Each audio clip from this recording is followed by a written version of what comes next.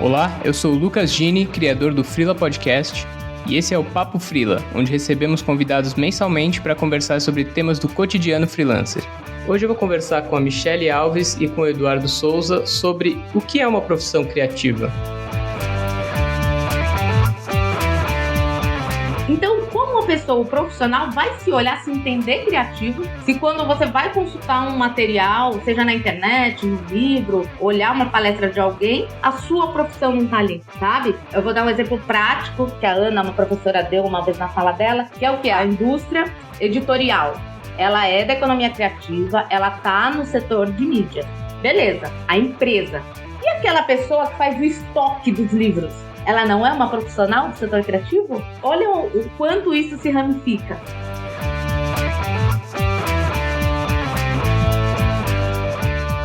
E aí tem muito a ver com essa ideia do estilo, que é o como a gente entende hoje, mais ou menos, né, no mercado criativo de ilustração e tal, que é essa previsibilidade do que é que determinado profissional vai entregar em termos de ilustração. O estilo nada mais é assim do que uma empresa contratar um ilustrador sabendo que ele vai entregar esse tipo de coisa. E isso, né, você saber qual vai ser o resultado final é justamente a morte da criatividade.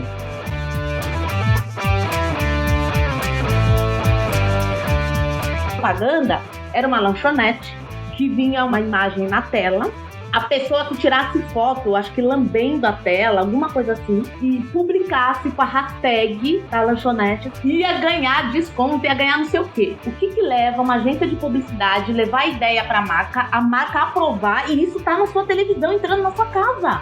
Me conta, qual é a linha de profissionais criativos que a gente tá falando?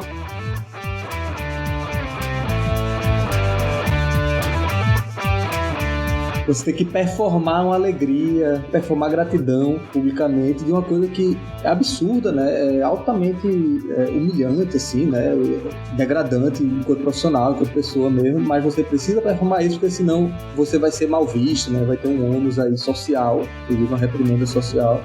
E isso é mais uma camada de precarização, né? É mais uma camada do que você não pode, inclusive, nem ter o direito de se sentir injustiçado, né? De uma situação injusta, basicamente. Você tem que performar o contrário.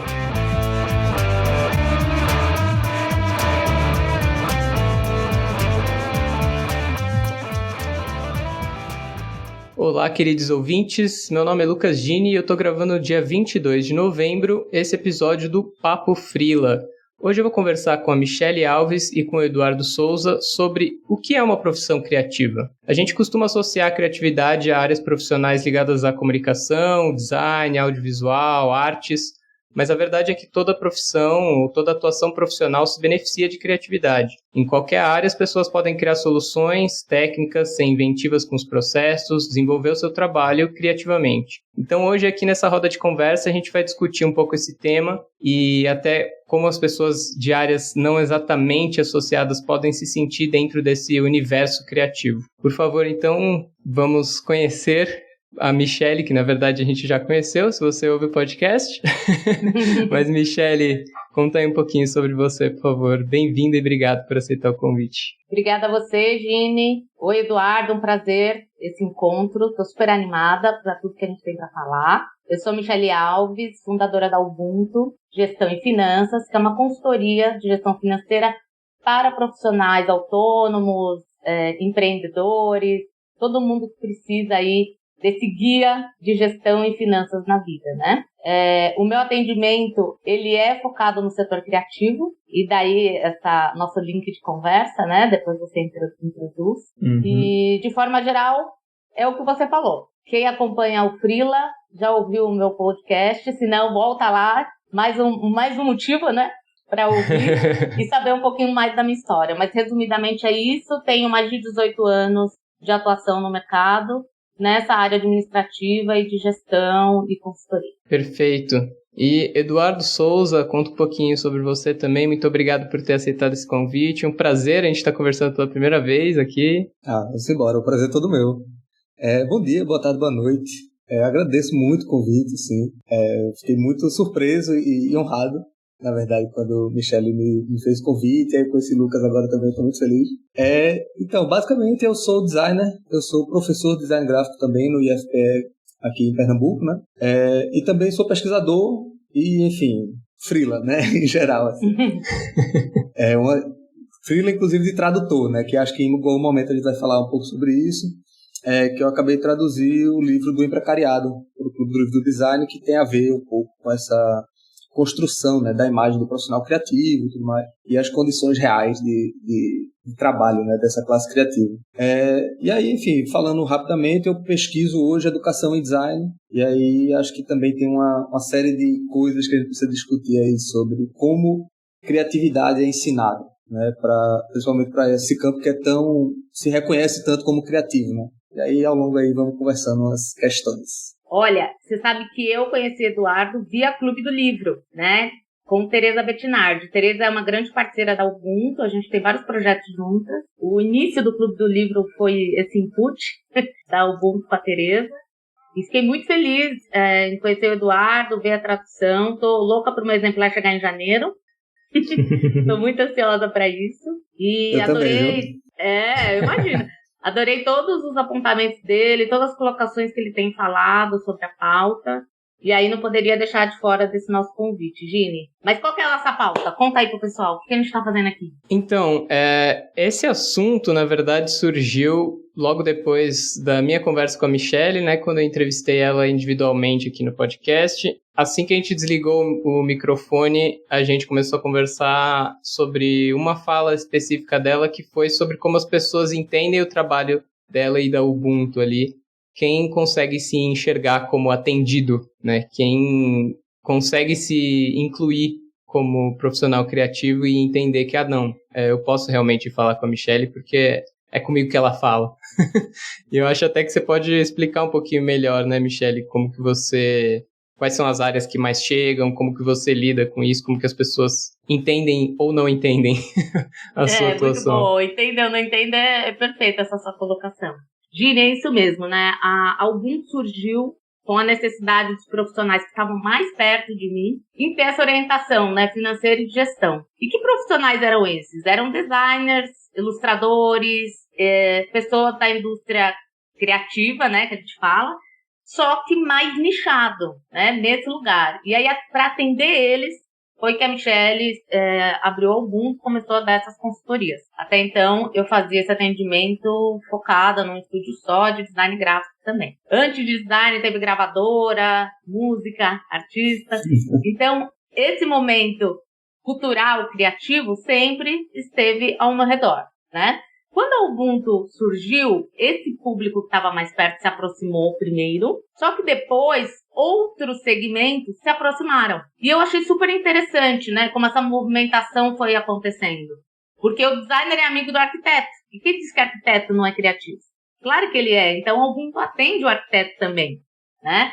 Hoje a Ubuntu tem arquiteto, diretor de cinema, atriz, designer, ceramista, enfim, uma infinidade de profissões variadas, né? Mas lá no começo, em 2019, era muito mais focado. Só que hoje, eu ainda vejo a dificuldade das pessoas, quando entram no site da Ubuntu, ou quando entram no Instagram, de entender e identificar se a gente atenderia ou não o perfil dela profissional. Só que aí, eu vou questionar aqui, levantar, né, nossa pauta na nossa conversa aqui, que é isso. Será que a pessoa não tem essa autoidentificação de que ela é um profissional criativo? Independente do setor, do segmento que ela tá, ela é um profissional criativo. E não assim, peraí, o que é para a Michelle, né? Então, eu acho que a gente tem que trazer isso e as pessoas entenderem. Muito se fala da economia criativa. O ano passado, a ONU estabeleceu, né, que era o ano internacional da economia criativa. Isso propositalmente, que a pandemia veio, prejudicou muito esse setor. É um setor que não teve o auxílio do governo, né, para sobreviver. Então, os músicos, artistas, essas pessoas realmente na pandemia sofreram muito, e eu atendi pessoas com essa dificuldade em plena pandemia, tive essa vivência. Então, a economia criativa, a ONU trouxe esse olhar, eu achei maravilhoso, né? Porque já deu aí um input para a galera sair da caixinha, entender, opa, eu tô ou não tô nesse quadrado, né? As pessoas entenderem. Sim. E aí, a economia criativa, poxa, Se você, né, para quem ainda não conhece e quiser saber mais, ela tem lá setores e segmentos. Eu acho que é importante a gente dar essa definição aqui e falar para as pessoas, né, para que estão nos ouvindo e nos vendo. Então, o que a gente tem de economia criativa? Tem o consumo, tem as mídias, tem a tecnologia e tem a cultura. E aí, para minha surpresa, né, quando eu fui atrás de informação, eu descobri que design, arquitetura, publicidade é consumo, né? Olha só, não é mídia. Olha que loucura. Isso pra mim é surpresa assim, também, viu? Você tá surpreso? Pois é, olha que loucura. E aí você fala, peraí, então quem é mídia? Ah, mídia é editorial. Olha, né, é dúbio aqui. Para nós, pessoas comuns, que estamos no nosso dia a dia, a gente coloca todo mundo na mesma caixinha. Eu jamais colocaria design no consumo. Eu colocaria em mídia, né, ou cultura. Olha só, quem é que, né, faz essa classificação? Então, eu acho que é importante nós aqui, que trabalhamos, trocamos informações, que estamos aqui, né, no mesmo nível, a gente se entender e se ver como criativo, independente de qual caixinha estão te colocando, se é do consumo, da cultura, da tecnologia ou da mídia, né? E para piorar um pouquinho, quando você vai olhar os segmentos, que são 13 segmentos, tem profissão que eu acho que é criativa e não está em nenhum. Olha só essa loucura que a gente vive. Então, como uma pessoa profissional vai se olhar, se entender criativo, se quando você vai consultar um material, seja na internet, no livro, olhar uma palestra de alguém, a sua profissão não está ali, sabe? Então, por exemplo, eu vou dar um exemplo prático, que a Ana, uma professora, deu uma vez na fala dela, que é o quê? A indústria editorial. Ela é da economia criativa, ela tá no setor de mídia. Beleza, a empresa. E aquela pessoa que faz o estoque dos livros? Que põe só nas prateleiras e controla esse estoque? Ela é estoquista? Ela não é uma profissional do setor criativo? Olha o quanto isso se ramifica. Sim, ela é, porque ela está dentro da empresa do setor criativo. Agora, a estoquista de roupa já não é. Olha só que loucura. O quanto a gente tem que ramificar e falar. Gini, vai direcionando aí, senão eu só falo. Não, eu acho interessante você ter dado essa introduçãozinha, porque foi daí que surgiu a nossa conversa. E aí eu acho que também, até um pouco antes de gravar, eu estava conversando com o Eduardo e ele comentou que já era uma coisa que eu queria perguntar sobre como é essa visão dentro de sala de aula, né? Como que vem as pessoas que estão estudando as ditas áreas criativas desde cedo, né? Desde a primeira formação ali, da introdução ao mercado de trabalho. Enfim, se você quiser comentar um pouco sobre isso, Eduardo. Não, eu acho genial, assim, discutir sobre isso. Porque, por exemplo, esse exemplo do estoquista, para mim, é incrível. Porque é muito mais sobre os preconceitos que a gente tem sobre o trabalho do estoquista do que o que de fato ele faz, né? Exato. Porque, vê, no dia a dia, o trabalho do estoquista pode ser extremamente... se ele usar a criatividade dele, né, para, sei lá, pensar novos modos de organizar os estoques, pode melhorar a logística muito mais do que o sistema atual, né? Então, é muito mais do que... Na verdade, o potencial criativo dele é altíssimo, né, de um estoquista, mas, via de regra, a gente tende a entender esse trabalho como um trabalho não criativo, porque é um preconceito que a gente tem sobre o que aquela pessoa faz, né? E aí eu acho que entra um pouquinho como isso é tratado em sala de aula, sabe, Lucas? Em geral, a gente... E aí eu ensino design gráfico, né, especificamente. E no campo do design, a gente tende muito a ter a construção dessa ideia romantizada do artista criativo, assim, do profissional criativo, né? Como aquele artista gênio que está lá sozinho e vem aquela iluminação e etc. E isso é, assim... 10 de 10 estudantes que chegam na sala de aula no primeiro dia vêm com essa ideia de profissional criativo, assim, dessa ideia do gênio artístico, né? E aí, eu particularmente, logo no começo do curso, eu dou aula de desenho, pessoal. E aí é que essa camada do talento, aquela coisa de, eu não sei desenhar e tal, vem mais forte ainda. E a primeira coisa que a gente faz lá, assim, em sala, é começar a desconstruir isso. Assim, primeiro, ser criativo não é um dom, não é nenhuma técnica especial ou mista e etc.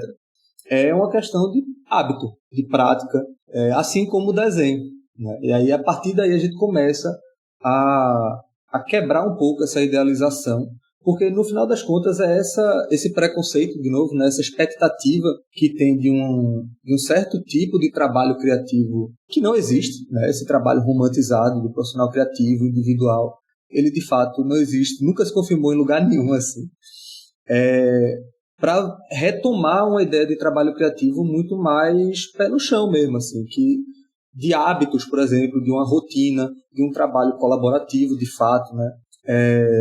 Mas sempre, principalmente em design, assim, a gente precisa quebrar essa ideia romantizada, o que inclusive permite, né, que a gente passe a ver o trabalho de um estopista, por exemplo, mesmo que não seja na área editorial, como criativo também, potencialmente criativo, pelo menos. Eu ainda vou te falar mais, né, puxando um pouquinho mais lá de trás. A gente tem esse preconceito que você está falando, e tem o que nos ensinam, né, Edu? Que eu acho que as pessoas, a sociedade impõe muita coisa, a gente vai só absorvendo, né, esponjinhas que somos, total, e levamos adiante, né? Eu acho que o Brasil, temos aí uma história de muitos anos, né? Não são 50, 100, 200, dessa narrativa da necessidade de ser criativos que tivemos que ser, né? E aí eu, como mulher negra, aproveitando aqui que estamos em novembro, falando mês da consciência negra, vou puxar isso porque eu acho que é o fio da meada da nossa população brasileira, né? Deram lá a liberdade para os escravizados, abriram a porteira e falaram: boa sorte, meu povo, boa vida aí para vocês. Agora, não é isso que vocês queriam, ser livre? Então agora vocês estão livres, boa sorte. Desde então, a criatividade teve que ser, né, o carro-chefe da vida das pessoas. Desde então. Como sobreviver, né? A lavadeira, vou lavar roupa para sustentar meus filhos. Como surgiu o acarajé na Bahia? Por que a baiana foi fazer o acarajé? Já é da criatividade, da necessidade econômica da população. Então, quem disse que aquela baiana que tem que estar paramentada no pelourinho para vender o acarajé dela, não é uma profissional criativa para atender tanto o brasileiro que estão ali turista como os gringos, né?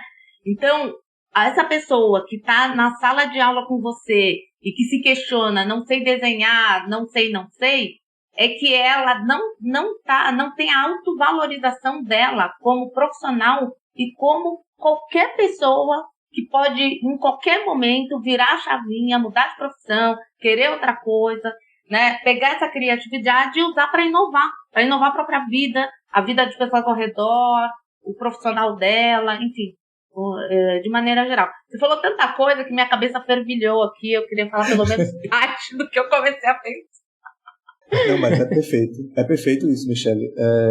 Historicamente, aqui no Brasil especificamente, né, acho que a gente precisa, e normalmente não se considera, né? Se a gente fosse fazer uma história do empreendedorismo ou da criatividade, por exemplo, dificilmente, se fosse a certa intelectualidade brasileira aí, dificilmente eles considerariam essas técnicas criativas, né, que o povo negro precisou criar para sobreviver dentro dessa história. Como sempre, seria um novo apagamento.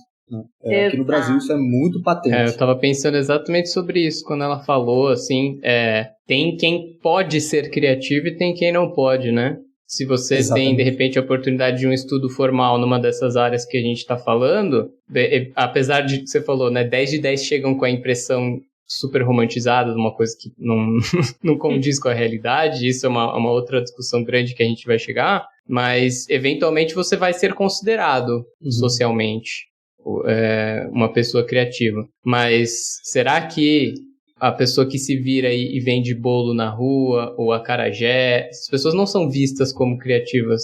Porque é uma criatividade que vem de outro impulso, né? Vem de uma necessidade mais latente do que eu poder fazer uma faculdade de design porque minha família teve dinheiro e eu tenho um monte de privilégio e, sabe?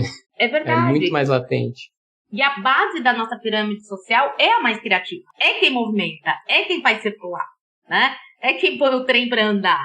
Então, por que não reconhecê-los, né? Eu te dei o exemplo naquela outra conversa. O que a gente tem hoje, né, no mercado que está em alta, né? A estética está muito em alta, a moda. E aí, a gente tem agora, no setor de serviços, beleza, né? Vou segmentar aqui para as pessoas acompanharem o raciocínio.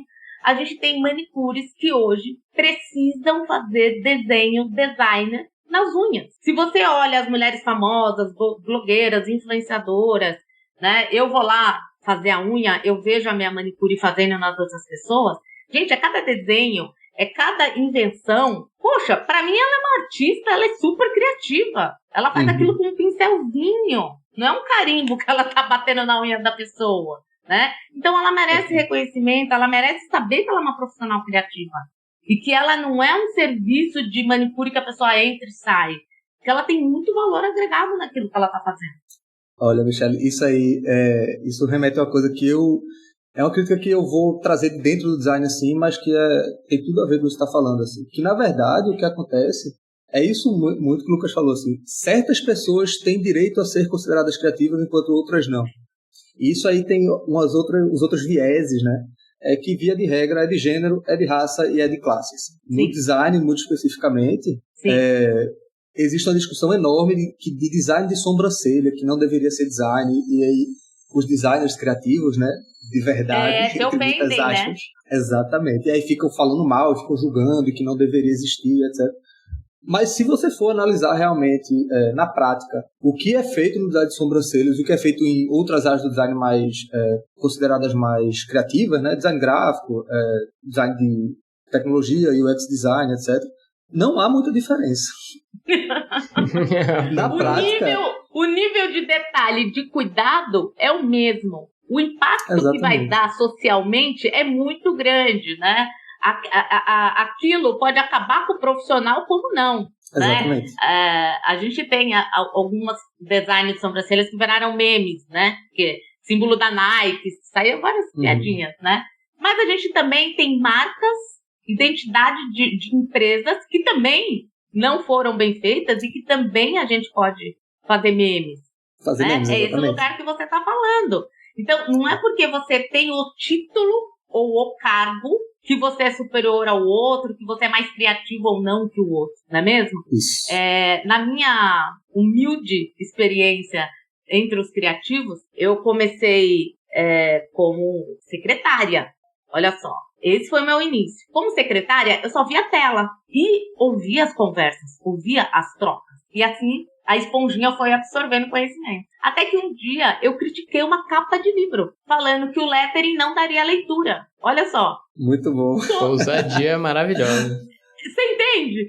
Então, assim, fantástico. Naquele momento, todo mundo chocou. Tipo, cara, e pior que ela tem razão.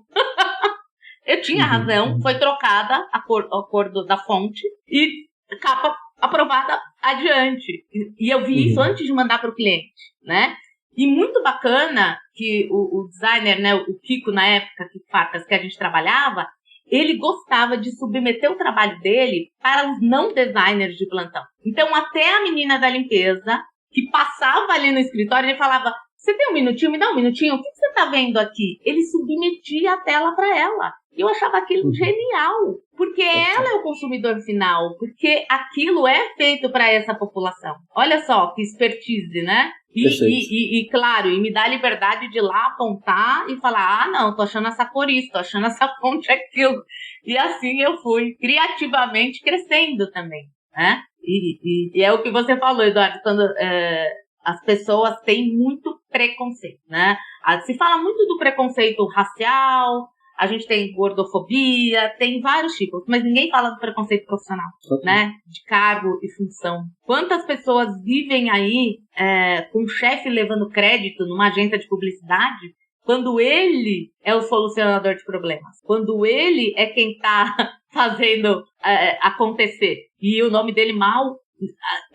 o mocinho lá, né? Aquele que senta no cantinho, a pessoa nem sabe o nome. Olha só o que a gente vive, né? Na economia criativa. Olha a escala. E nem dá pra gente mensurar, né?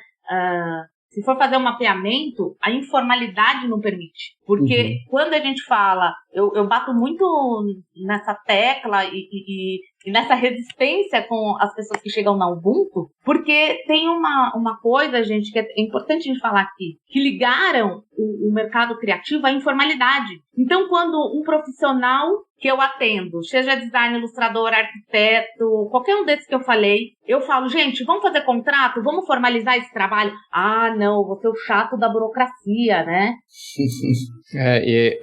O medo de ser chato é bem menor do que o risco de... Né? De muitas se dar mal, de levar um calote. O fumo que tá levando, né? Normalmente, assim. Aí, já levei calote, já não recebi o job inteiro, ou parou no meio, o que eu faço agora? Tudo por falta da chatice da burocracia. Então, bora sair da informalidade, fazer as coisas de um jeito mais bacana, profissional, e se impondo mesmo, né? Eu falo que é a pílula da autoestima profissional, da valorização do que você faz, independente do segmento, independente, né? Porque o advogado é mais pomposo, mais bem recebido, né, do que um atendente de loja. Desculpa, para aquele cara estar vestido de terno e gravata, ele passou pelo atendente antes. Exatamente. Né? O fenômeno da carteirada é um horror, né? É isso, uma consequência disso que você está falando. De algumas profissões serem valorizadas e outras não. Em geral, as mais essenciais não são muito. Exatamente. Aqui no Brasil isso é mais regra do que exceção. Né? Ainda! Vamos usar a palavra ainda. Né?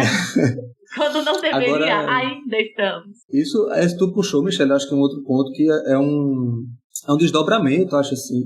É engraçado porque parece meio que o contrário, mas é uma consequência também dessa coisa, que eu não sei se a gente já entra nisso, que seria uma crítica à ideia de criatividade como ela é correntemente usada, né, no mercado de trabalho mesmo assim, e principalmente nesse mercado criativo, que na verdade a criatividade é associada a esse tipo de informalidade, de flexibilização, que no fim das contas acaba levando, né, por vários meios assim, a uma precarização do trabalho mesmo, que aí uma das expressões desse processo é isso que tu acabou de falar, o calote, né? Deixar de recolher, por exemplo, o FGTS, né? O custo de manutenção do equipamento, enfim, todos esses subcustos que normalmente a gente não é ensinado, né, a contabilizar no nosso serviço, assim, para evitar esse tipo de coisa, ficar um pouquinho mais barato e tal. Isso deixa de entrar na conta, deixa de ser feito por meio do contrato, deixa de ter garantias e tal, porque o trabalho é mais criativo, logo é mais flexível, logo tem menos garantias. Né? Pois logo você tá lascado ali na frente, na próxima curva. Exatamente. Desculpa o termo, não tem caixa, não tem caixa, né, para se sustentar no período ruim, esse tipo de coisa. Mas você sabe, tem isso aqui no Brasil, e aí um cliente que eu atendi, a gente tava acho que no terceiro encontro, e eu falei, essa é a sua nova proposta, cheia de termos, né, toda... E ele ficou meio assustado, eu vou mandar isso e tal. Ele é de Curitiba. E aí, o primeiro envio que ele fez foi internacional. Quando ele recebeu o retorno, ele printou, me mandou e falou, caramba, você tem razão. O e-mail da empresa internacional que estava querendo contratar ele é ilustrador, estava elogiando a proposta e mencionando que ele deveria ensinar isso para outros profissionais brasileiros. Nossa! Caramba. Olha só o nível. Aí ele falou, Michele, olha isso, nunca mais eu vou ficar com medo. Eu falei, pois você precisou de uma validação de fora, exterior, para você ter coragem de fazer isso no seu país, na sua vida, no seu quintal. Olha a inversão de valores que a gente tem aqui, né, de um profissional. E aí eu já vou puxar o gancho aqui. Eu acho que o Eduardo deve conhecer, o Gini também pode ter ouvido falar, do Abraham Maslow, que é um psicólogo americano, que fez aquela pirâmide nas necessidades humanas. Eu uso muito isso na Ubuntu, no meu curso, quando eu falo das finanças pessoais, né? Porque essa pirâmide tem tudo a ver de como você faz o gerenciamento da sua vida financeira, das suas necessidades, e eu trago a pirâmide para isso. E o próprio Maslow, ele tem um dito dele sobre a criatividade. E eu queria trazer aqui para a gente falar disso, e vou cutucar o Gini como criativo que ele é, né? Não sei se você já falou para o Eduardo, né? Mas para o meu público você não se apresentou, né, Gini? Agora que eu me toquei. Você não falou o que você inventa no mercado criativo. Agora você vai falar quando eu falar da frase. O que o Maslow fala? Ele fala assim, olha, O homem criativo não é o homem comum ao qual se acrescentou algo. O homem criativo é o homem comum do qual nada se tirou. Ou seja, a criatividade já estava aqui e ela foi anulada. Bora reviver essa criatividade, né? Quando o Eduardo falou uns minutos atrás, como ele passa na aula de desenho para os alunos dele, que é questão de prática, né? Que é questão da gente ir tentar fazer, é sobre isso. É sobre isso. Não é o que eu estou colocando em você, é o que você já tem aí que a gente tem que deixar aflorar. Exatamente. E aí eu vou puxar agora para o Gini, que é o criativo da conversa também aqui, além do Eduardo, que como ele acha, e o trabalho dele é lento, é um trabalho moroso, de muitos meses, tem coisa no forno há anos, que eu sei. Então, como que você se vê, Gini, criativamente? Você acha que você se sentiu essa criatividade anulada durante um tempo? Até que você consegue trazer ela para o seu dia a dia de trabalho? Nossa, é interessantíssima essa pergunta, assim. E engraçado sair do papel de entrevistador. Mas... sim. Bom, primeiro, eu sou designer tipográfico hoje, eu estudei publicidade, design gráfico, eu trabalho especificamente com tipografia hoje e com ilustração infantil. Esse trabalho mais longo que a Michelle comentou é o de tipografia, que realmente é um trabalho muito técnico e que tem prazos diferentes do que a gente está acostumado a associar quando pensa em design gráfico, por exemplo. Criar uma fonte, né, demora meses, quiçá anos, e é um trabalho que também não é ininterrupto, né? Eu acho que também não é demora anos, eu vou trabalhar todos os dias da minha vida nisso, vou ficar 7 anos fazendo. Porque eu acho que parte matura enquanto você não tá olhando para ele. Assim, né? Fechar o arquivo e ficar um tempo sem abrir, depois dar uma olhada, é uma parte importante do processo, assim. Mas...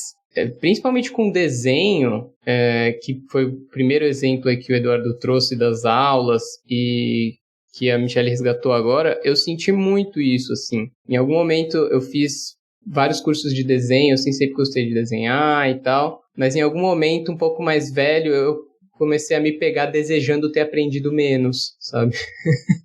Nesse sentido do quanto as coisas vão polindo o que você faria naturalmente, porque a perspectiva tá uma merda, porque a luz e sombra não se comporta desse jeito, na verdade, sabe? E são questões técnicas que são relevantes para alguns trabalhos, sim, e que são importantes de serem entendidas, eu acho, mas que às vezes não contribuem em nada para o seu trabalho especificamente, e às vezes acabam tendo mais essa função de envergonhar quem tá fazendo, sabe? De polir mesmo, não no sentido de melhorar, né, de finalizar, mas de tolir fora a criatividade das pessoas. É muito difícil para mim sentar e desenhar naturalmente. Eu penso demais e eu queria pensar menos.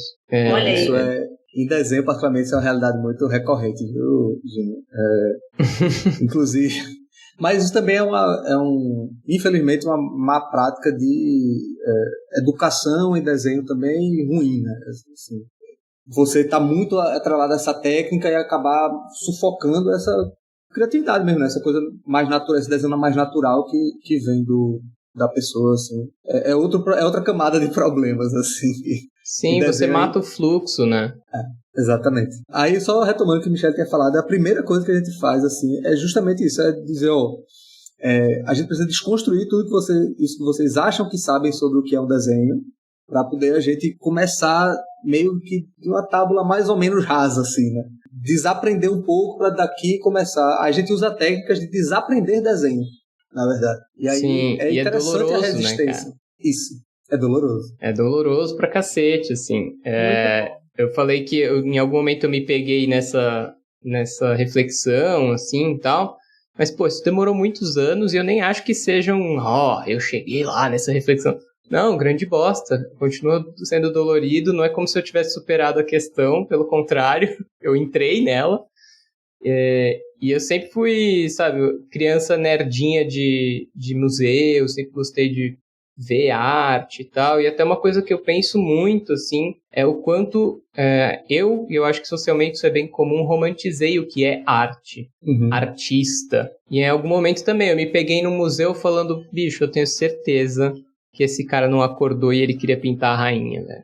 Eu tenho certeza absoluta. Ele queria pintar gente pelada, monstro, sei lá, mas ele não queria pintar o traje de verão do rei Luís XV. Tipo, o cara não acordou. É hoje Luís XV, sabe? Então, quais são os limites, sabe? Tipo, mas design não é arte, não sei o quê. Arte é um negócio muito num pedestal. Mas, cara, estavam fazendo ali para a Igreja Católica e para as monarquias, que era quem dava o dinheirinho ali. Exato, isso que eu ia te falar. Isso aí já era necessidade financeira. Eu tenho que pagar a conta. Total. Quem que vai me pagar pelo trabalho? Opa, vamos pintar então. Mas, se Botero tivesse me conhecido, tava lá, estampado. Pelo todas as proporções que ele gostava. Mas com certeza ia ser muito melhor pra ele, entendeu? Do que fazer umas commission, sabe? Que é o termo muito usado em ilustração para trabalhos para pessoas físicas, né? Cara, no fundo é isso. É uma commission. Só que é pro rei, entendeu? Mas hoje em dia, o Gini fala uma coisa que vocês estão falando, eu tô anotando pra eu não perder. Quando você fala, Gini, que você tem até medo, né? Porque você ficou ali tão padronizado, né? No que o mercado quer, na coisa técnica, isso tá te limitando. Só que não tá limitando só você. Tá limitando todos nós. Tá limitando a Michelle que quer consumir, né? O que você tá produzindo. Aí eu consumo tanto essa estética criativa, que quando eu vejo algo fora, me incomoda o meu olhar. Eu falo, caramba, tem alguma coisa errada aqui, mas eu ainda não sei o que é. Mas por quê? Porque fugiu do que a sociedade imprime como bom criativo, como o que a gente tem que consumir criativamente. Olha só. Então, esse e entram padrão... questões sociais aí também, né? Inclusive de estéticas decoloniais. Exatamente. E por que o design é super eurocêntrico e a gente aprende que a Bauhaus é massa, mas os povos originários não sabiam desenhar, ou não sabiam, sabe? Exato, você falou tudo. E o que eu acho, né? A tecnologia, ela é ótima quando a gente usa a nosso favor. O que a gente está fazendo aqui é graças à tecnologia, né? São Paulo, Pernambuco aqui. Ótimo, legal.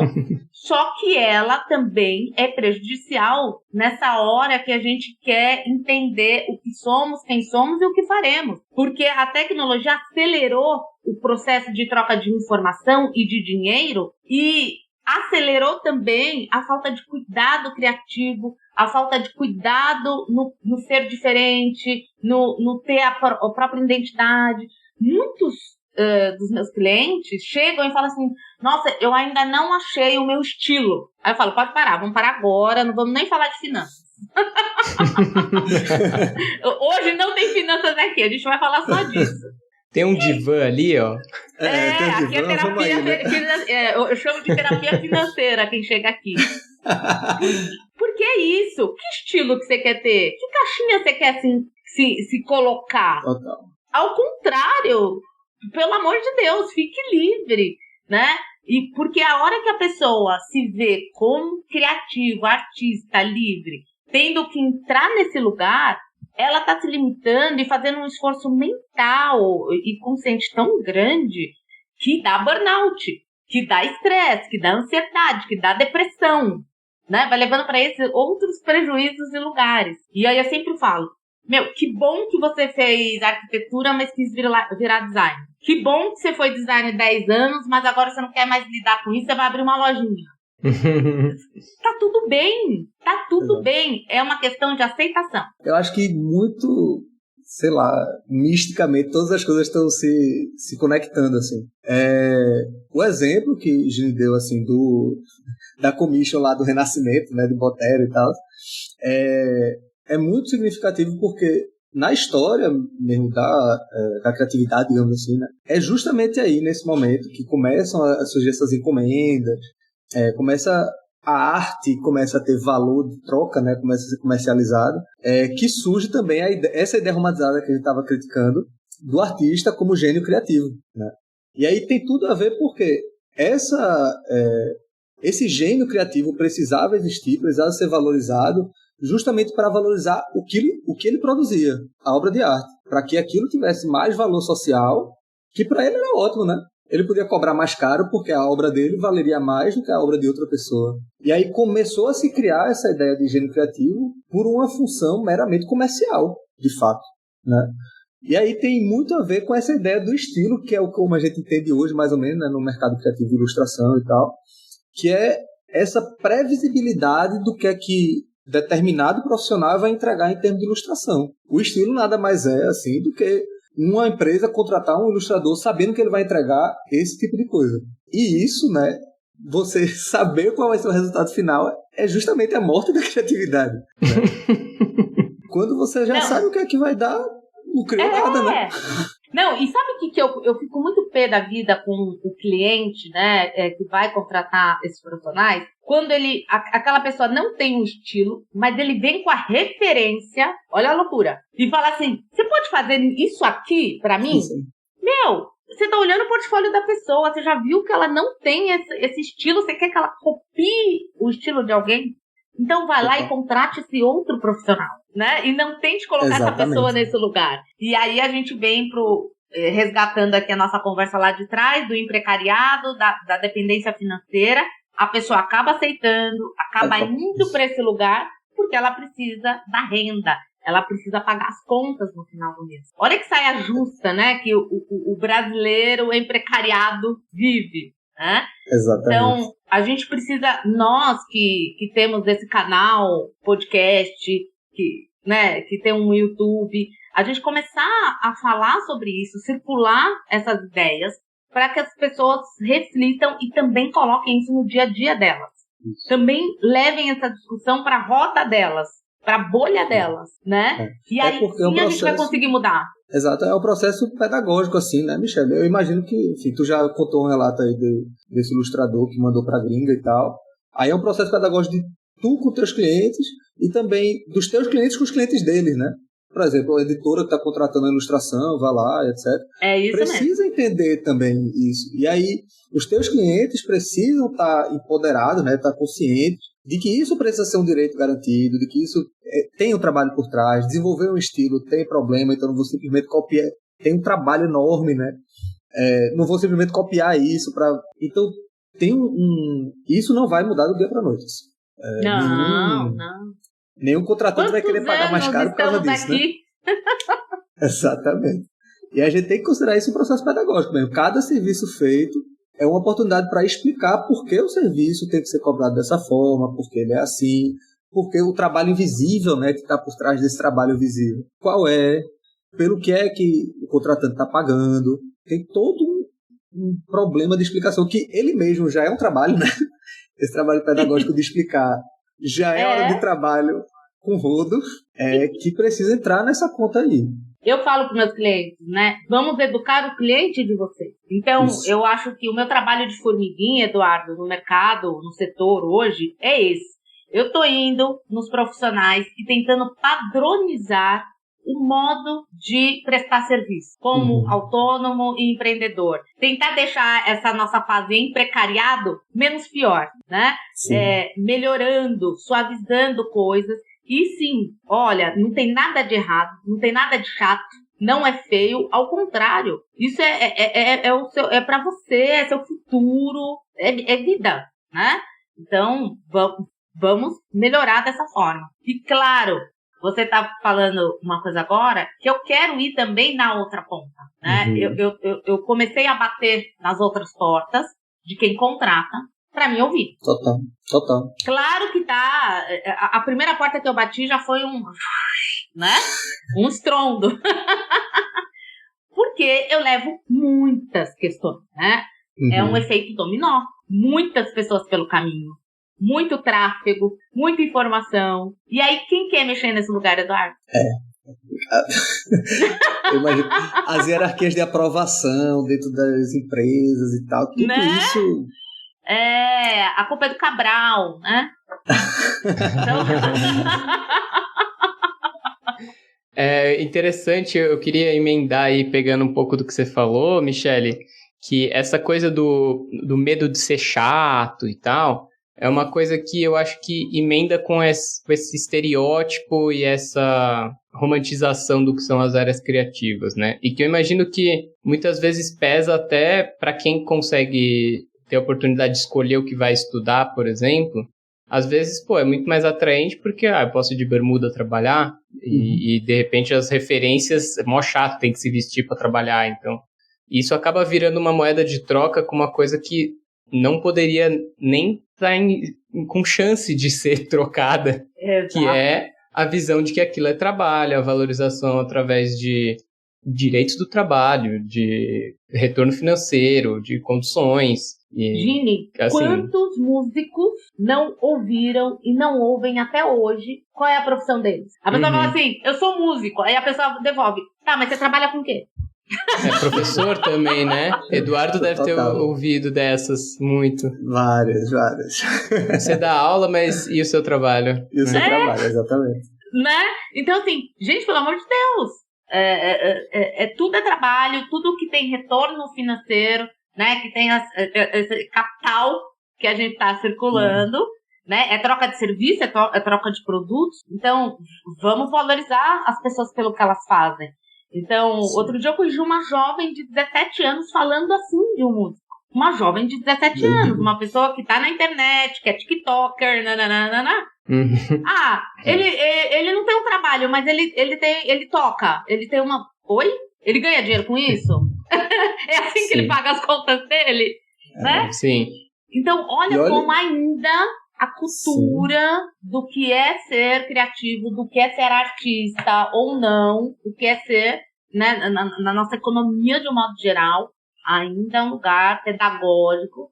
Adorei o termo, igual o Eduardo falou. E assim, ainda tem outras fronteiras aí, viu, Michele? Porque tem ainda o trabalho criativo que é não remunerado, né? Por exemplo, o trabalho doméstico. Exato. Sabe? O trabalho de reprodução cuidado, social, né? Reprodução social totalmente, que aí já é outra discussão enorme, assim, de décadas já no movimento feminista, por exemplo, e tal. Exato. Que aí nem começa a circular esse tipo de coisa e ainda assim é menos ainda visto como trabalho, de fato, né? E trabalho criativo também, né? Mas que é essencialmente trabalho criativo, é literalmente, né? Você, de reprodução social, por exemplo. Criar pessoas, inclusive. Vida, né?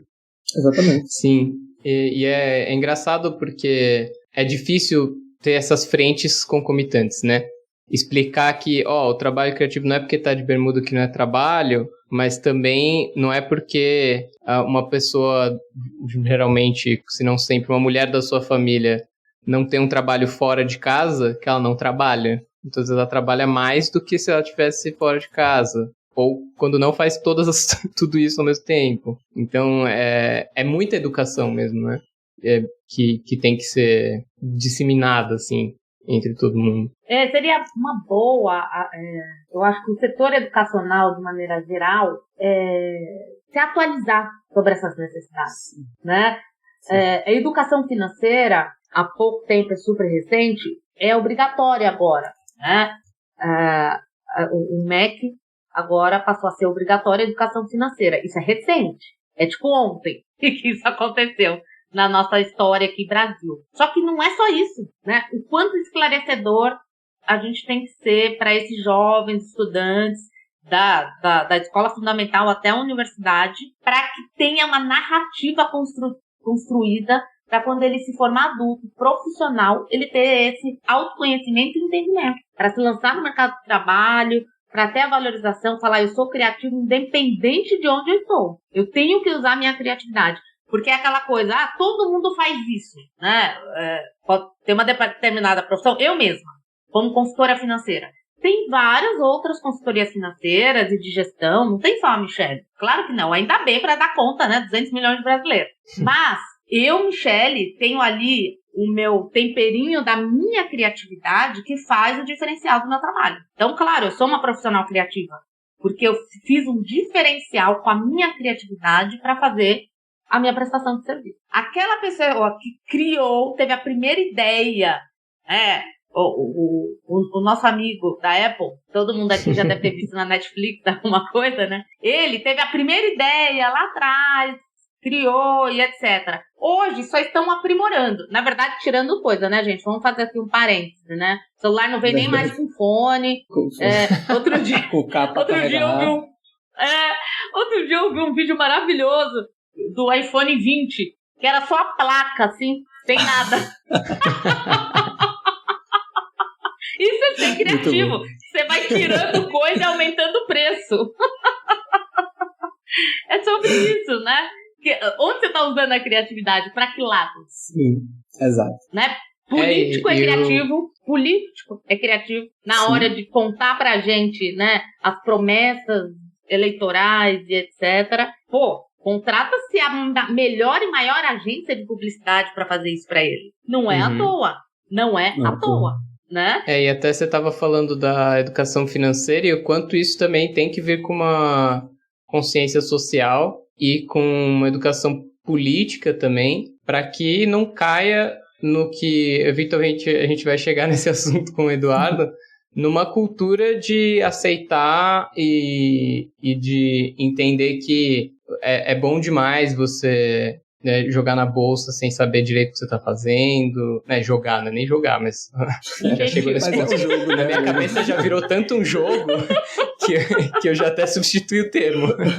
Porque é isso, é lidado como se fosse um game, e o que tá em risco ali não é tão simples quanto uma vida de um videogame. Né? E o que está em jogo são direitos trabalhistas, o quanto esse ser legal e o quanto, de repente, o neoliberalismo que pode vir embutido aí numa educação financeira maliciosa vai levar as pessoas a aceitar coisas que são mega problemas sociais, né? E aí, acho que vamos entrar de vez nesse assunto com o Eduardo, que acabou de traduzir uma obra que fala muito sobre isso, livro. Então, Eduardo, conte aí um pouco. Eu acho que tem tudo a ver justamente com essa ideia de... Porque vamos lá, vamos tentar fechar meio que uma definição geral, né, de criatividade. Que eu colocaria mais ou menos como, sei lá, você conseguir resolver, né, as questões, os seus problemas, etc., com aquilo que você tem à mão, né, com aquilo que você tem disponível em termos de recurso, em termos do seu repertório e tudo mais. Assim. Que aí, nesse sentido, eu acho que é muito seguro dizer que qualquer ser humano é criativo, né? A gente, naturalmente, assim, enquanto ser biopsicossocial e etc., a gente resolve coisas, né? A gente sobrevive, a gente perpetua, a espécie, e a gente evolui a tecnologia, né? Torna a tecnologia mais sofisticada por meio dessa capacidade. Então, acho que aí não tem grandes problemas, assim. O que eu acho que é interessante a gente torcer um pouco mais, assim, que acho que tem a ver com essa coisa que a gente já pincelou, mas que é muito forte lá no Precariado, é que hoje essa ideia de um espírito criativo, né, de um espírito empreendedor, principalmente, essas duas coisas são muito interligadas aí, ela é articulada, né, pelo neoliberalismo, que tem uma componente individualista muito fundamental, sim. E aí, individualista nesse sentido de criatividade individual, né, desse gênio criativo, e aí por isso tem a ver com essa noção mais romantizada, né, de criatividade, individual no sentido de ganhos mesmo, né? A gente hoje considera o sucesso de uma pessoa o quanto que ela, de fato, tem poder de compra, né? O quanto que ela é rica, etc. Então isso se tornou nossa régua básica. E isso, com esse processo, né, de tecnologia da informação e comunicação e mídias sociais, fez com que isso se tornasse nossa única régua social. E aí essa mistura toda faz com que essa ideia de criatividade, desse tipo de trabalho criativo, dessas preconcepções de trabalho criativo que a gente tem, elas sejam articuladas para estimular a precarização. E aí estimular tudo isso que a gente vem falando de forma muito prática aqui com o Michele, dizendo de primeira mão, mas outras coisas que nem entram meio que nessa conta, né? A coisa do trabalho remoto, por exemplo, que aí às vezes as pessoas trabalham de casa, e aí existe uma discussão muito significativa para se fazer do problema que é essa confusão mesmo, né? Entre o espaço doméstico e o espaço profissional, o espaço de trabalho. O quanto isso não é também muito vantajoso para o empregador, por exemplo, que deixa de assumir custos, né, de espaço físico, por exemplo, de estrutura física, e passa isso diretamente individualizando isso, né, para o prestador de serviço, que não é nem empregado, né? Ele só está prestando ali um serviço. É o prestador de serviço, exatamente. E aí tem várias questões aí que enfim, a gente pode ir desde essas questões mais materiais, né, mais imediatas assim, até questões mais em termos de subjetividade mesmo, né? Porque também tem essa, lá no Imprecariado, né, que é esse livro que eu traduzi de Silvio Louroso para o Clube do Livro, ele discute também muito essa dimensão subjetiva, né, dessa ideia do empreendedorismo, porque muitas vezes as pessoas, por causa dessa ideologia do trabalho criativo e tal, elas se dizem escritoras, artistas visuais, designers, etc. Mas no final das contas elas acabam pagando os boletos com trabalho de garçom, por exemplo, sabe? Com trabalho de, sei lá, passeador de cachorro e etc. E aí essa ideia da criatividade desse profissional criativo, ela é sustentada por meio de uma precarização de outros tipos de trabalho, sabe? E aí é por isso que eu acho tão importante esse papo da gente, para desmistificar mesmo o que é o trabalho criativo. Porque se a gente consegue desatar um pouco esse nó, assim, de que não só esse tipo de trabalho é criativo, né? Se a gente consegue afirmar isso e mostrar para as pessoas isso, então elas vão se comprometer menos para chegar nesse patamar, né? Que é um patamar que não existe, no fim das contas. Ela pode ser criativa e ela pode achar dignidade no trabalho, que não seja nesses trabalhos que são que tem glamour, né, assim, pela sociedade, etc. E aí eu acho importante a gente apontar esses preconceitos, sabe? Porque se, por exemplo, a gente sair daqui e com uma pessoa que faz design de sobrancelha se sentindo uma profissional criativa, para mim isso já é uma conquista enorme, assim, porque ela vai saber que ela já é criativa e ela já é capaz de exercitar, de encontrar dignidade no trabalho, etc., por meio disso que ela já faz, sabe? Ela não precisa se submeter a condições de precarização para chegar num patamar que não existe. E também não precisa necessariamente ter acesso a um computador de 10 mil reais, não precisa ter acesso a uma educação formal específica, né? Que inclusive é outra discussão da formalização de profissões, né? O quanto isso é limitante ou não. E aí se perde o foco do que é criatividade, né? Nessas áreas, de fato. Exatamente. Mas houve uma lei provisória, né? Para tentar, vou usar a palavra tentar, regulamentar e melhorar esse trabalho remoto que a gente foi obrigado a aderir na pandemia, né? Então, os contratantes deveriam dar todas as condições para os seus profissionais e colaboradores, desde mobília, mesa, cadeira, computador, celular, pagar a internet, olha só. Então, quando o Eduardo fala assim, ele tirou o custo dele, né, de ter um lugar, um espaço, um aluguel e transferiu para o prestador de serviço dele, eu chamo aqui a atenção para quem ainda não teve, né, esse benefício, que nem é benefício, é uma obrigação do contratante. Então, é lei, gente, né? Teve uma lei provisória que agora vai ser ajustada, regulamentada, para variar trânsito de Senado e etc., mas tem a lei provisória, que é isso, garante o direito para esse trabalhador ter a estrutura mínima garantida pelo contratante.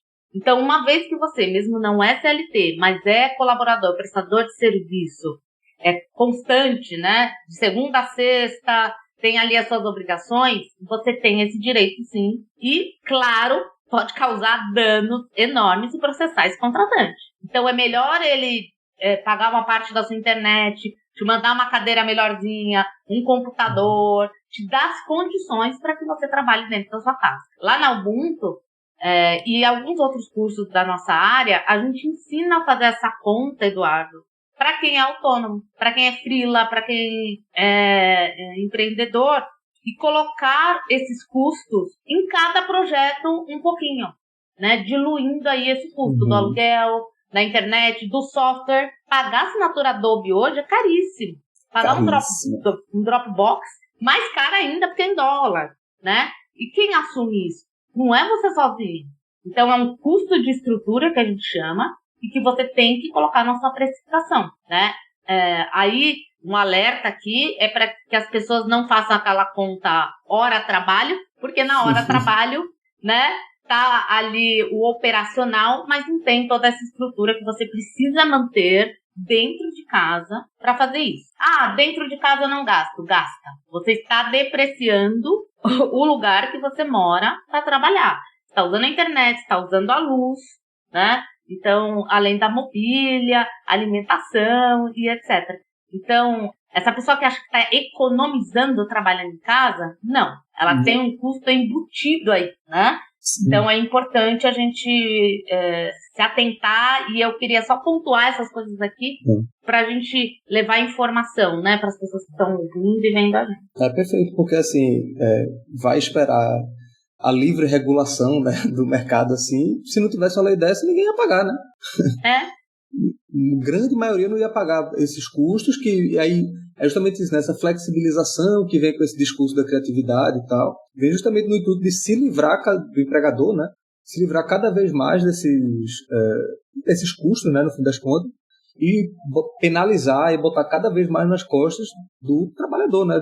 Do emprecariado, justamente. Daí essa ideia do livro de pensar que é um novo tipo de classe trabalhadora baseada nessa capacidade de precarização que vem sofrendo, né?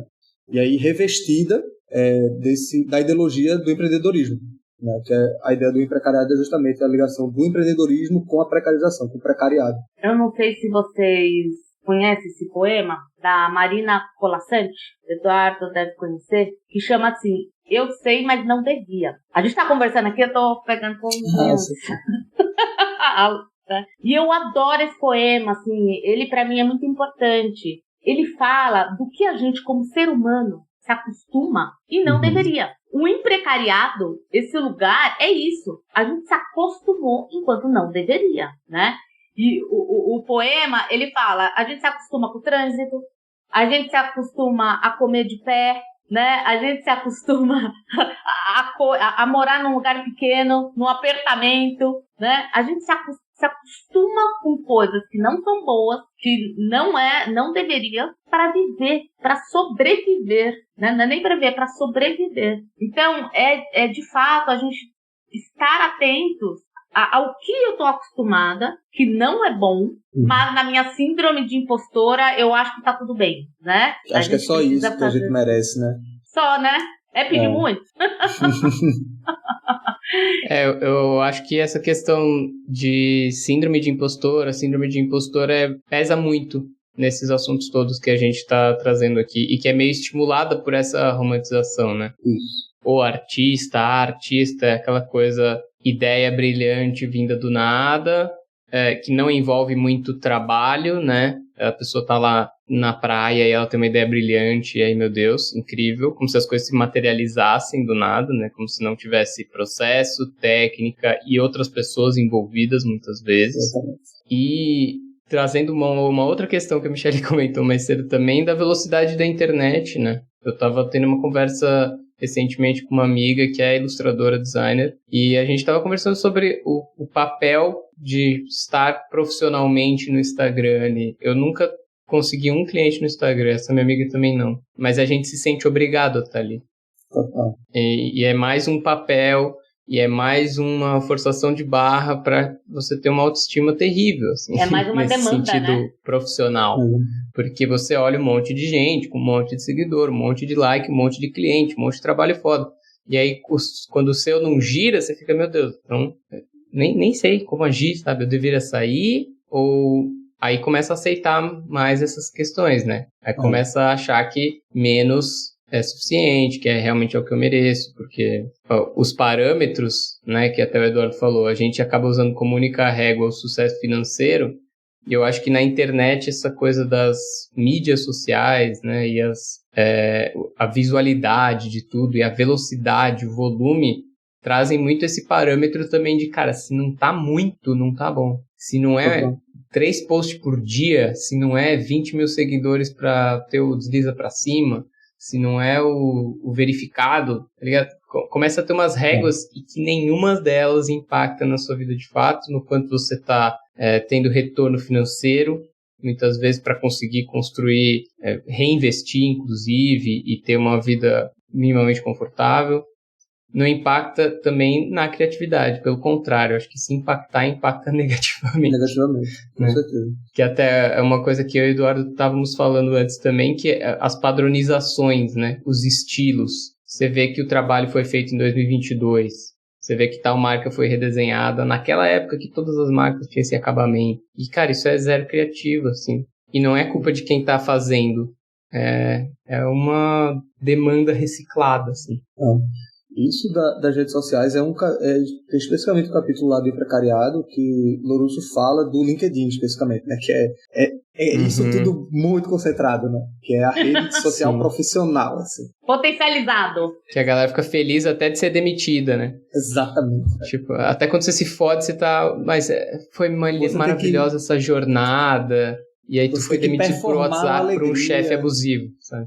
Exatamente. Você tem que performar alegria, tem que performar gratidão publicamente de uma coisa que é absurda, né? É altamente humilhante, assim, né? Degradante enquanto profissional, enquanto pessoa mesmo. Mas você precisa performar isso, porque senão você vai ser mal visto, né? Vai ter um ônus aí social, inclusive uma reprimenda social.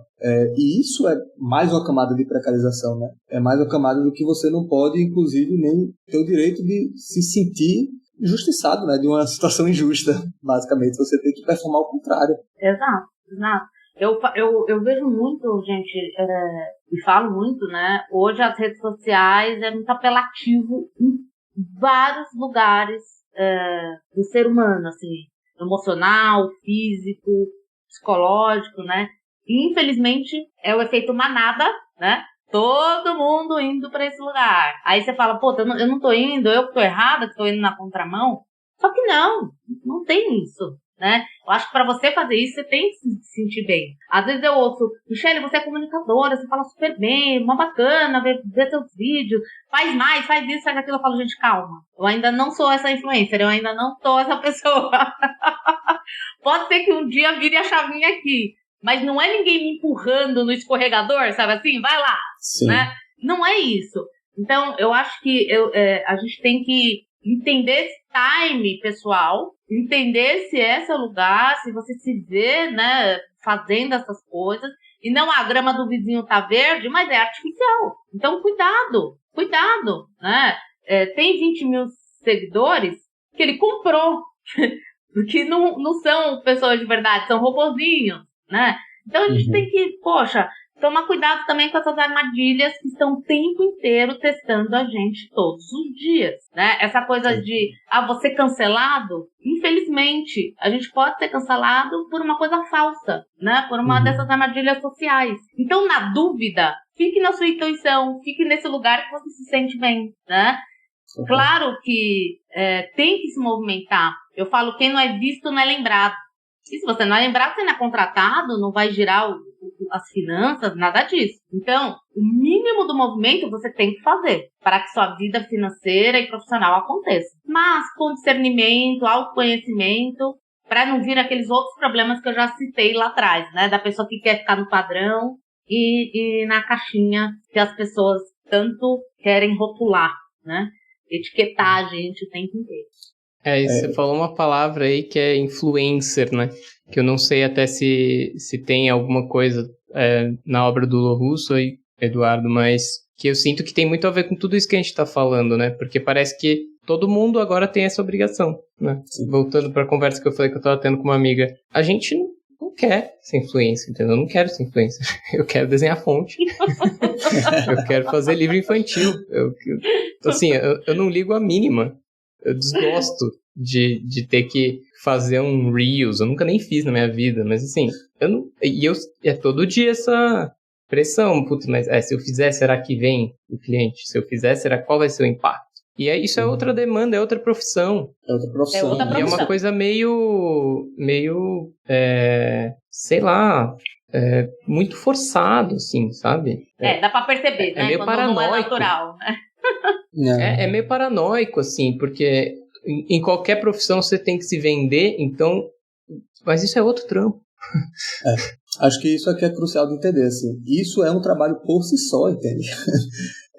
Não dá para aceitar que isso seja um pré-requisito de qualquer trabalho, saca, assim? Louroso fala disso, assim, principalmente quando ele está falando no capítulo específico de crowdfunding, que ele fala que quando o crowdfunding se torna uma regra, né, necessariamente quem já tem essas habilidades mais naturalmente, assim, de comunicação, de alfabetização digital e etc., é quem tende a se precarizadamente, né, se precarizando, tende a conseguir sobreviver aí nessa selva de da rede social, né? Assim. Exatamente. E aí essa pessoa, voltando à nossa temática, é a pessoa intitulada criativa, né? Isso. Olha só, porque ela tá ali ditando um ritmo na rede social, né? Dando as informações do modo dela.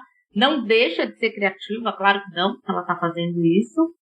Mas se você não é, você é menos criativo, você nem é criativo, né? É um julgamento... E muitas vezes essa pessoa tem menos margem para criatividade do que ela gostaria, né? Porque influencers acabam sendo cooptados ali para surpresa de 0 pessoas, de onde vem a grana. Exatamente. Então, vai ter que fazer publi, porque é isso, cara. Eu conversei com um influenciador jovem, ele tem 21 anos, e ele começou com 16, 17. Numa brincadeira que ele filmou, essa brincadeira viralizou no YouTube, e aí ele se descobriu o influencer, De lá pra cá, qual que é o trabalho dele? Inventar brincadeiras, pegadinhas, coisas, né? Só que agora a brincadeira tá muito séria, porque ele tem patrocínio, ele tem pessoas investindo. Então ele tem, olha o trabalho que essa pessoa tem, o nível de criatividade que ele tem que ter, porque ele tem que inventar um besterol legal, que os jovens vão gostar de ver, e no meio do contexto inserir uma marca, um produto, do nada o negócio tem que surgir. Ele falou que agora ele tem muito mais trabalho, ele tem muito mais dor de cabeça, né? Outro dia ele alugou uma lancha, foi andar lá num negócio para poder fingir que a tal bebida era uma montanha no final do Rio de Janeiro. Eu falei, meu Deus do céu! Nossa. E era só para mostrar o produto. Olha só que loucura! Então, assim, ele falou, o nível que ele tem agora de trabalho para chegar nas criatividades e também despesa financeira, para poder fazer toda essa engenharia. Imagina, alugar uma lancha, andar com o negócio, alguém para filmar, alguém não sei o quê. Gente, é uma mega engenharia, né? Então, essas pessoas sofrem mesmo de uma limitação criativa, porque não é qualquer coisa igual ele fazia quando ele tinha 16, 17 anos. Agora, a brincadeira ficou séria, né? Tem que ter ali... eu também vi outro dia uma cantora famosa que eu super admiro, ela contando da vida dela, né? Tava eu e minha filha assistindo, minha filha tem 12 anos. E no final, ela pega uma bebida...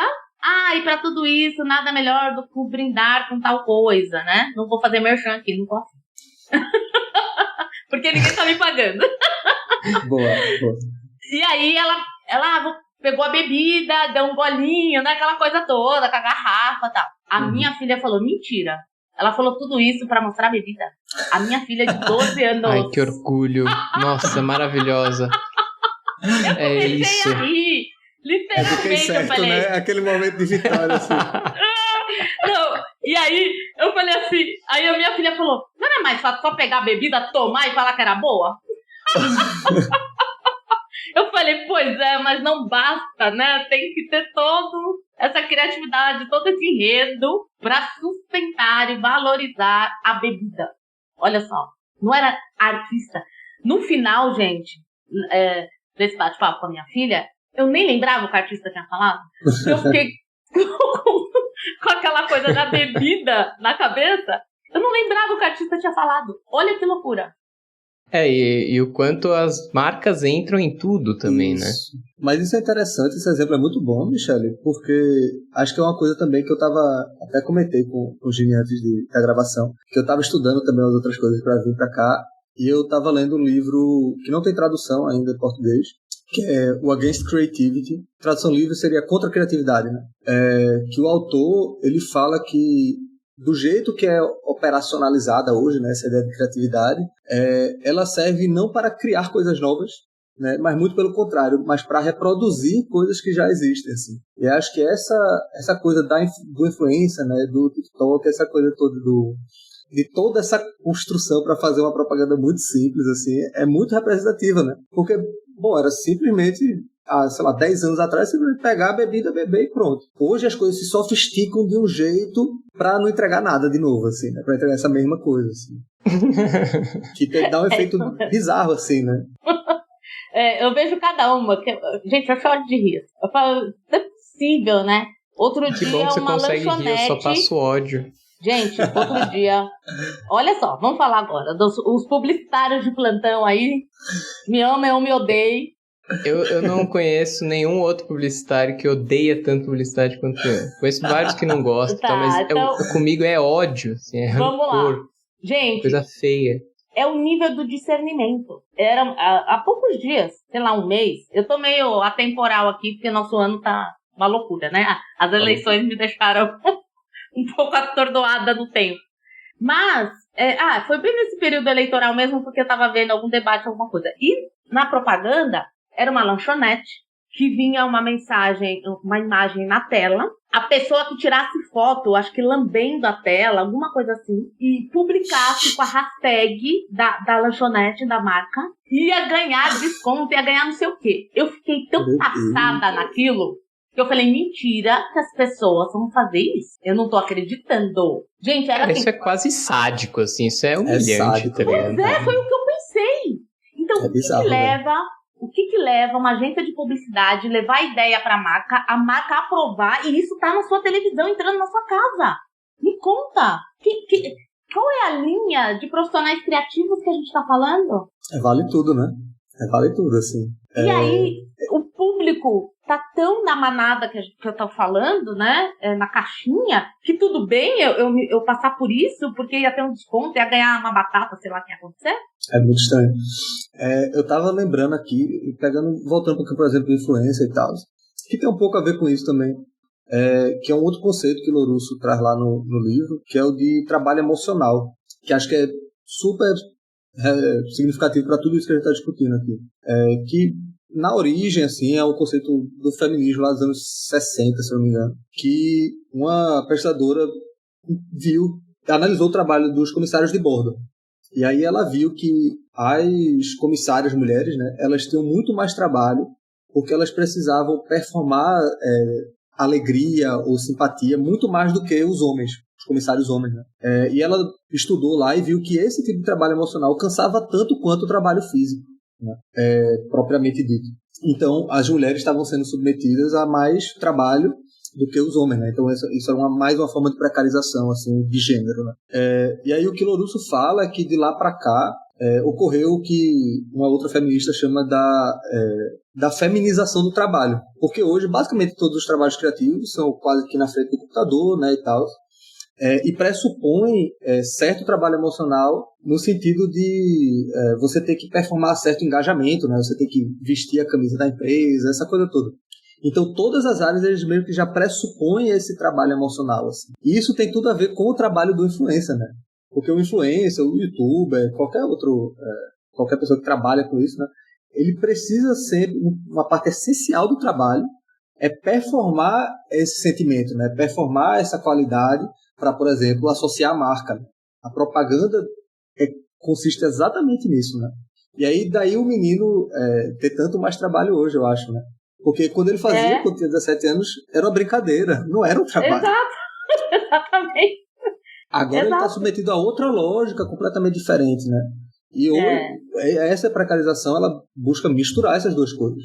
Misturar a subjetividade com o trabalho pessoal, com o profissional. Então tem tudo a ver com esse fio aí, que tem a ver com também a subjetividade que implica a criatividade, eu acho, sabe? E você tocou numa outra pauta aqui, que daria, acho que, outro podcast, viu, Gil?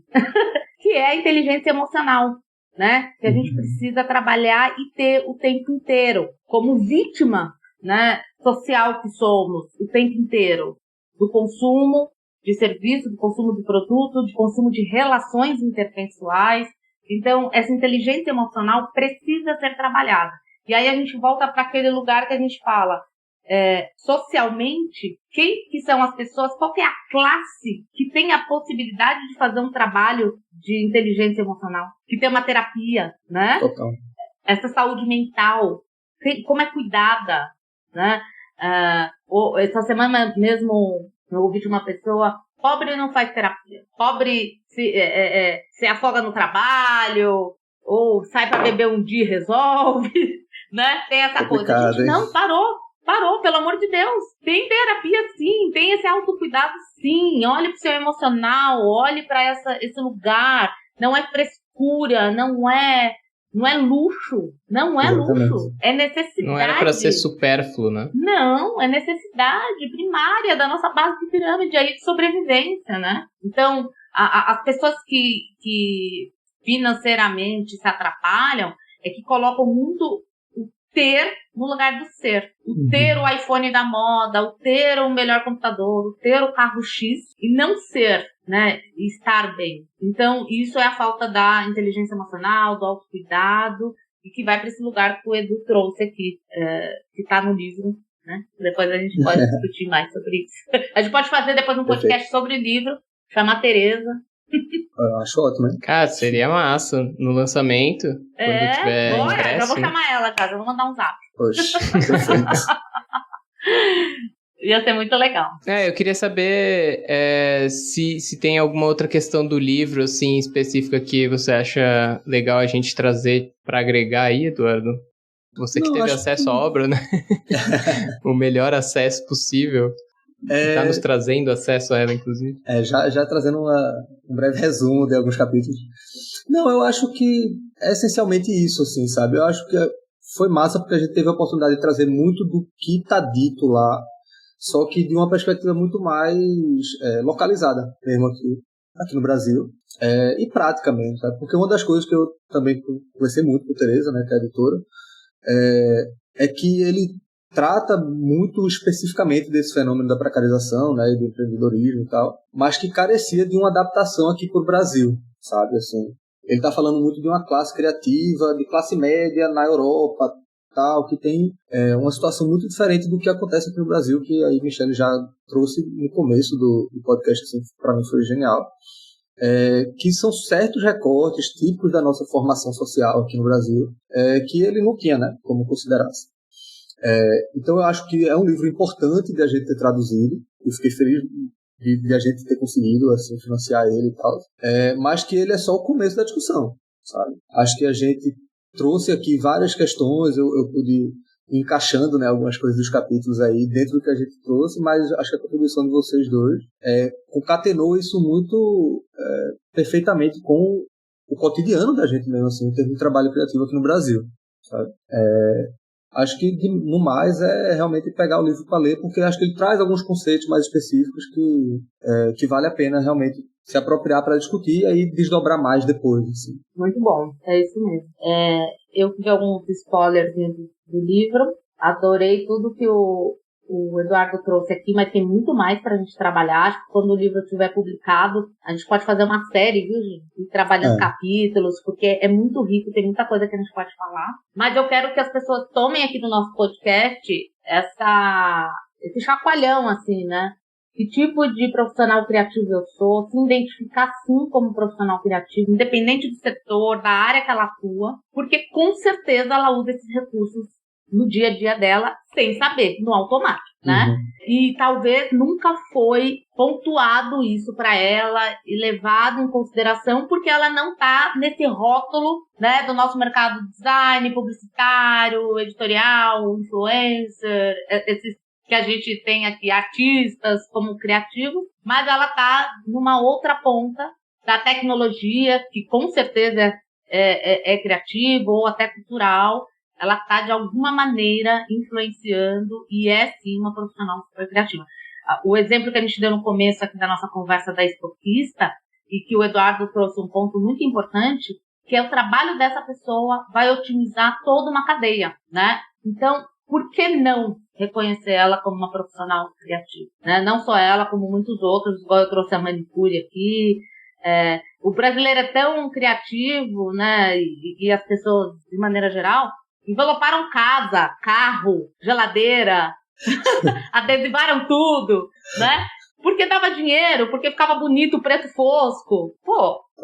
É engraçado que, acho que partindo aqui para umas considerações finais, assim, eu queria um pouco perguntar para vocês, ou ver se vocês têm mais algum comentário sobre essa minha percepção, assim, da conversa, de que, por um lado, é interessante puxar as pessoas que não se enxergam como criativas na atuação profissional, ou mesmo nos trabalhos não remunerados que a gente estava falando aqui, de reprodução social e tal, para que elas se entendam como criativas, que têm benefícios nisso, quais vocês acham que são e tal, para citar aí. E por um outro lado, puxar quem se vê como criativo para ter um pouco mais o pé no chão, né? É engraçado, que é pegar quem não se vê e falar, não, você é assim. E pegar quem se vê e falar, calma, mas não é tanto. Calma.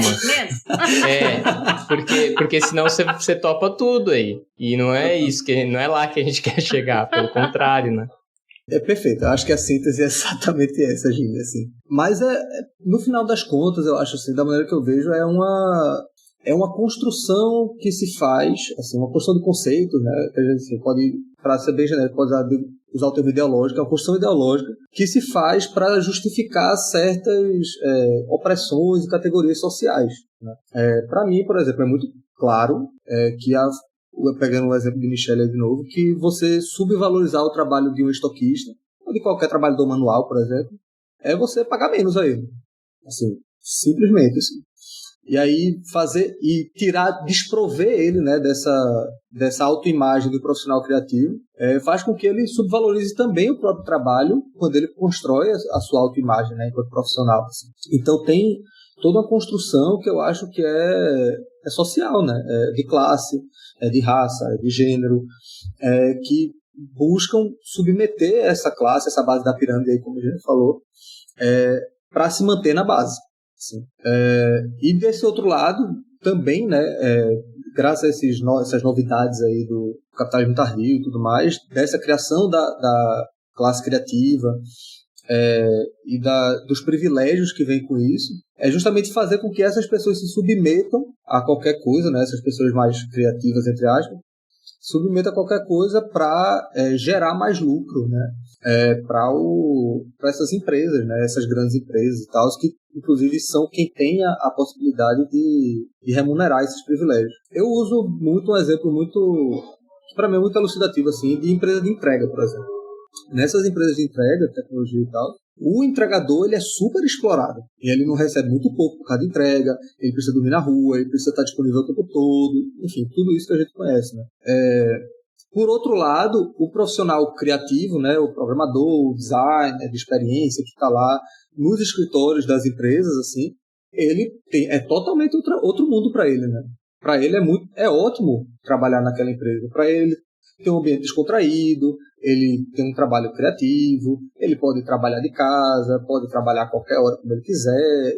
Todos esses privilégios que são construídos, né, que inclusive também tem como objetivo dar mais lucro à empresa, porque digamos que ele crie, né, uma inovação aí que otimize os processos da empresa. No final das contas, quem vai aumentar o lucro é a própria empresa, né? Por mais que ele receba qualquer gratificação lá dentro e tal. Em última instância, é a empresa que vai acabar lucrando com isso, né? É a empresa que tem a escalabilidade desse processo, por exemplo. Então, existe um esforço cada vez maior entre esses super explorados, né, que tem que ser visto cada vez como menos criativos, e esses que garantem mais lucro a essas empresas, que eles tendem a ser mais recobertos de privilégio, e se eles têm algum compromisso, né, social, ou alguma coisa do tipo, algum engajamento desse tipo, é bom que eles se vejam como menos criativos, como tu colocou, né? Como sendo uma pessoa que, na verdade, ela depende da exploração do trabalho de muitas outras pessoas para que ela tenha esse status, né, no fim das contas. Eu acho que, em síntese mesmo, é isso que a gente está tentando tocar, né? Claro que aí, se a gente for nas especificidades, tem muitas formas como isso se expressa, mas eu sintetizaria nesse sentido que tu colocou mesmo. Gente. Massa. E Michele? Concordo com tudo que o Eduardo falou, acho ótimo os apontamentos dele, vou fazer aqui os meus, tentando puxar o que você falou, Gini, quem não se vê criativo. Primeiro que todos somos criativos, a gente tem isso internamente, alguns mais aflorados, outros menos, mas mesmo você que acha que tem pouca criatividade, você usa os seus recursos de criatividade no automático, solucionando problemas no dia a dia, inovando, trazendo soluções, sejam financeiras, de negócio, da própria casa. Em algum momento, você está utilizando a sua criatividade e está trazendo isso para a sua vida. Então, você que não se vê criativo, já parte desse princípio, né? Não é porque não te rotulam que você não está criando algo novo. Você não é um inventor, então você não é criativo. Opa, peraí, não é sobre isso, né? Que bom que a gente tem inventores, que bom que tem pessoas que têm ideias novas, que nunca foram executadas. Eles são inteligentes, criativos e executores. Mas você que melhora algo que já existe, dá o seu toque ali e faz de uma outra maneira, está colocando a sua criatividade, né, nessa operação, nesse serviço, nesse produto, né? Então, inclusive se valorize. Na ciência, né? Oi? Inclusive na ciência, né? Que eu acho que são áreas zero entendidas como criativas nesse sentido que a gente está discutindo, mas que dependem explicitamente de associações criativas entre pesquisa e solução de problema. Na pandemia, todo mundo foi criativo, né? Todo mundo teve que tirar uma ideia da cartola para se manter financeiramente dentro de casa. Eu tenho um jornalista que virou padeiro e esse ano foi concorrer ao prêmio do Bem Comer. Olha isso, quando a pessoa achou de jornalista que ele ia para esse lugar. Isso não foi ser criativo? Isso não foi virar chavinha? Dou o prêmio da criatividade para ele, entendeu? Então, eu acho que a pessoa que não se vê criativo tem que partir desse princípio. Não é o conceito que está no livro, na internet, na faculdade, no professor. Ali tem um rótulo. E você não é uma embalagem para ter rótulo, código de barra. Simples assim. Você é um ser humano livre que tem muitas possibilidades e você vai sem limite aonde você quiser. Quem se dá o próprio limite somos nós mesmos, nas nossas vidas, naquela síndrome de impostor e etc. que a gente permite. E para quem é criativo, já se rotula, vai falar, eu sou criativo, eu sou o cara. Que bom que você se vê nesse lugar. Mas você não está sozinho. É o meu conceito Ubuntu de ser. Eu sou porque nós somos. Então, que bom que você é criativo, mas você não chegou aí sozinho e não está sozinho e não quer ficar sozinho. Então, vamos fazer a roda girar. Traz com você, traz com o seu degrau quem você acha que precisa dessa mãozinha e deixar o preconceito de lado, né? Deixar essas coisas. Eu vejo muito falar no setor criativo convencional, que a gente está falando aqui, de agência, estúdio, que tem uma certa limitação de contratar pessoas com pouco estudo, com poucas viagens, com pouca cultura para agregar, né, no escritório e tal. Mas dê oportunidade para essa pessoa, traga essa pessoa para perto de você, para que ela tenha essa vivência. E não deixe de contratá-la, não deixe ela afastada, porque ela nunca teve. Se você não for dar essa primeira oportunidade, quando que ela vai estar pronta para o mercado? Quando ela vai poder ganhar o rótulo que você já tem de criativo, né? Então, o meu recado para essas pessoas que já estão nesse lugar, que já se veem como criativo, vamos puxar a galera que ainda precisa vir para cá, para o nosso lado, para o nosso time. Vamos fortalecer a corrente. Eu acho que é isso. Nossa, demais, demais. 2 recados finais aí importantíssimos. Queria agradecer de novo Eduardo e Michele por terem aceitado o convite. Michele não foi nem um convite, né? Foi quase um conjunto, uma decisão conjunta de, não, vamos falar sobre isso. Bom. Então, obrigado por ter me ajudado também a criar esse episódio aqui. Espero que a gente tenha outras conversas. Vem aí a publicação do livro que a gente comentou tanto, Em Precariado. Espero que a gente fale mais sobre ele aí também. Bora falar, tô super grata pela conversa. Se deixar, a gente fica aqui horas. Eduardo, muito obrigado por aceitar nosso convite. Foi super solícito, assim, na primeira, opa, tô dentro. E Gini por abrir as portas do Freela Podcast pra gente sentar e bater esse papo aqui. E várias prosas já estão no caminho, com certeza. Poxa, muito obrigado. E sempre que quiserem aí, qualquer um desses assuntos que a gente tocou e tal, se quiser desenvolver, estou à disposição para voltar e a gente conversar mais. Foi incrível, assim. Obrigado de novo pelo convite, vocês dois. Estou muito feliz de ter participado. Obrigado. Obrigado, gente. Ó, você tá se comprometendo, hein? Vou te encher o saco com a sua agenda agora, hein? Vamos aí. Eu tô testemunha. Mas bora lá. Muito obrigado de novo, gente. Tchau, tchau. Tchau, obrigada.